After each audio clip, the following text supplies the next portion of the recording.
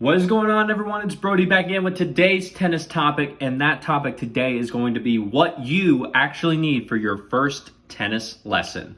So, the very first thing that you're going to need for your tennis lesson, it's a kind of an obvious one. I'll let you think about it for about 2 seconds. Did you get it? Okay, so the answer is your tennis racket. Duh. If you don't have your tennis racket, you probably can't play. I highly doubt that the coach will have one for you. He may, she may, you don't know. So if best of both worlds, bring your own, and they'll have a backup just in case for this exact situation. But your racket's gonna be number one. Number two, it's gonna be your tennis shoes. I've made a lot of videos explaining why you need your tennis specific shoes, but I'll give a brief summary here.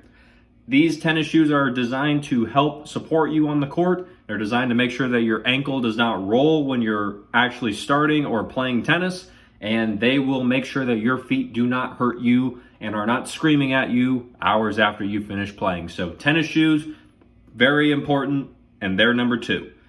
Number three, you're going to want to bring a water bottle or a water jug. Doesn't really matter, it just depends on how on whatever you prefer. You are going to be sweating a lot during this lesson. There's a lot of running, there's a lot of exercise in tennis. It's a very physical sport, and you're going to want to have a lot of water with you, especially if you've never done something like this before, so you can rehydrate and make sure that you are still good to go and you don't get dehydrated, because that's not fun at all. So you got your racket, you got your shoes, you got your water bottle. If you're going outside, I would say you would probably want either a pair of sunglasses or a hat. That is up to personal preference. I used to wear a hat when I played tennis, but I do not now. I just felt like it wasn't working for me. I also used to wear transition sunglasses that had my prescription in them. I don't do that anymore. I just wear normal glasses while I play because that allows me to see the ball better, but it's all personal preference. Whatever you prefer, go with that. If you like hats, great. If you don't, no problem. It's up to you. So you got your racket, you got your shoes, you got your water bottle, you got your hat and or sunglasses. If then, for the first time tennis lesson, you probably don't need to bring tennis balls. Most of the time, if you're going to an actual instructor, they will provide those because you're the one paying them. So you're good there.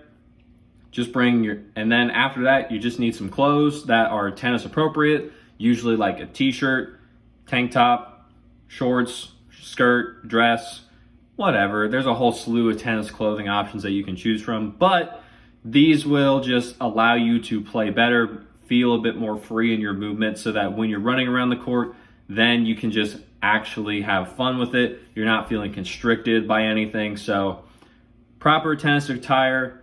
You don't necessarily need to go out and buy a whole tennis outfit like some people say. Most of the time you have everything that you need in your wardrobe already. So with that being said, you got your racket, you got your shoes, you got your water bottle, you have your tennis hat or sunglasses if you want. You got your clothes. Then it just comes down to you need to keep and remember to have an open mind when you're going into this lesson. This is going to be your first tennis lesson, so the instructor is most likely going to say things that may not make sense right away. Most of the time, a lot of instructors are really good at really simplifying what is actually happening and what they're actually having you do and why they're having you do it. Remember, this is a tennis lesson for you to get better and in the sport that you are just starting out in. So they are usually very receptive to a lot of feedback from you so that they can understand where you're currently at with your game, what you want to be doing, what your kind of wants and wishes are for how you want to play, and then they can tailor the experience directly to you. A lot of this does tend to happen with a lot more of the individual tennis lessons. If you're doing group lessons, then it's not as intense because there's a lot more people, so the instructor isn't going to worry about having as many things going on.